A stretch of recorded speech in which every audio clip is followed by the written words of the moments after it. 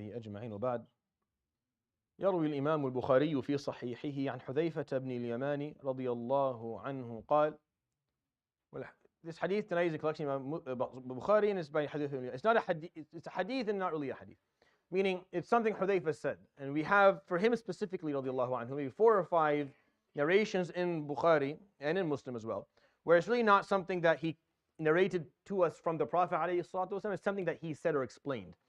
That the reason it's there is that there's a belief that he wouldn't have said that had he not heard something from the Prophet ﷺ to indicate that that needs to be said.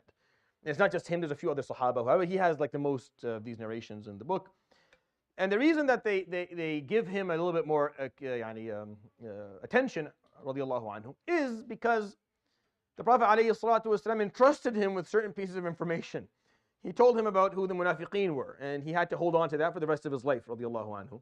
And that, of course, allowed people to see him in a different light, that this is someone the Prophet ﷺ trusts not only his confidentiality, but also his judgment and his thought process. So when he said something, radiallahu anhu, and it was they would take it that they would narrate it from him, and then the imam of hadith would actually narrate those quotes and sayings in their books.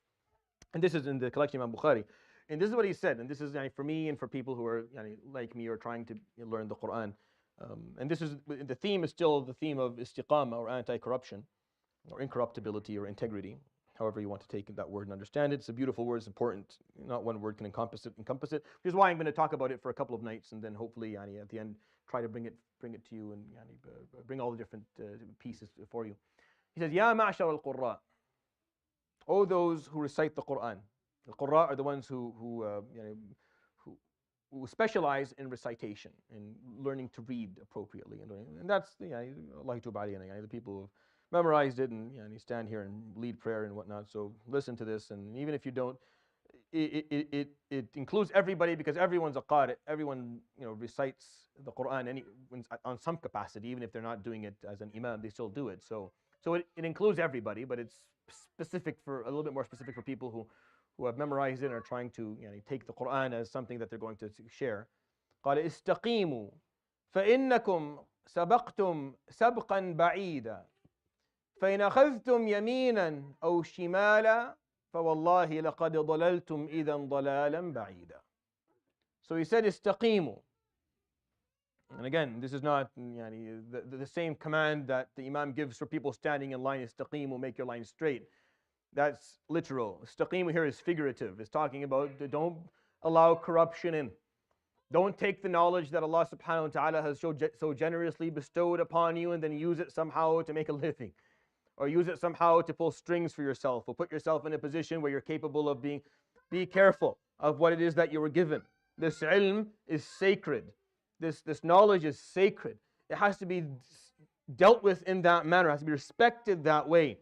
If you're given knowledge by Allah subhanahu wa ta'ala, you don't know how to respect it, you don't know how to deal with it, then you will humiliate it. And in the process, you will humiliate yourself as well. Corruption from a common man is one thing. Corruption from a scholar or for someone who is representing the Quran or reciting the Quran is a whole different level of corruption. That's how the corruption of one person will ruin themselves. Maybe some family members. The corruption of someone who is a qari, someone who's taken the Quran to the world, is going to have repercussions on everybody, on the whole ummah. The whole ummah loses pieces of their iman when that occurs. So it's very dangerous, and it's something that I remind myself first, obviously not anyone else, because this is something that I have to take very seriously. But the moment Allah subhanahu wa ta'ala nudges you forward with some form of responsibility, you have to respect what that means and what that requires of you as a person. And Hudayfa, it's as if he knew that from the Prophet ﷺ, and he was looking at these new people, the tabi'een. You're talking about the second best generation in our history. He's looking at them saying, "Oh, ma'ashar al-Qur'an, people who recite the Quran, istaqimu. You must not be corrupt. You must not allow corruption into your. فَإِنَّكُمْ سَبَقْتُمْ سَبْقًا بَعِيدًا. You have gone very far. You're way ahead. You're way ahead by the Quran that you have. فَإِنْ أَخَذْتُمْ يَمِينًا أَوْ شِمَالًا. If you go right or left, you start to squirm. You start to take shortcuts, cut corners. You start to find ways. You're not a straight shooter anymore. You're not saying what is truthful. You're not doing it the right way. You're compromising. You're selling out. فَقَدْ ضَلَلْتُمْ إِذًا ضَلَالًا بَعِيدًا. Then you have indeed, basically betrayed yourself. Because dalal, when you have the Quran, is hard to have. How do you become dalal is when you're lost. How do you become lost when you have the Quran? It's more, the dalal here is more the concept of betrayal. That's the idea here. I'll end with that inshallah. يروي الإمام البخاري في صحيحه عن حذيفة بن اليمان رضي الله عنه قال: يا معشر القراء استقيموا فإنكم قد سبقتم سبقا بعيدا فإن أخذتم يمينا أو شمالا فوالله لقد ضللتم ضلالا بعيدا. صدق رسول الله صلى الله عليه وآله وصحبه وسلم. سبحانك اللهم وبحمدك أشهد أن لا إله إلا أنت أستغفرك وأتوب إليك. وصلى الله وسلم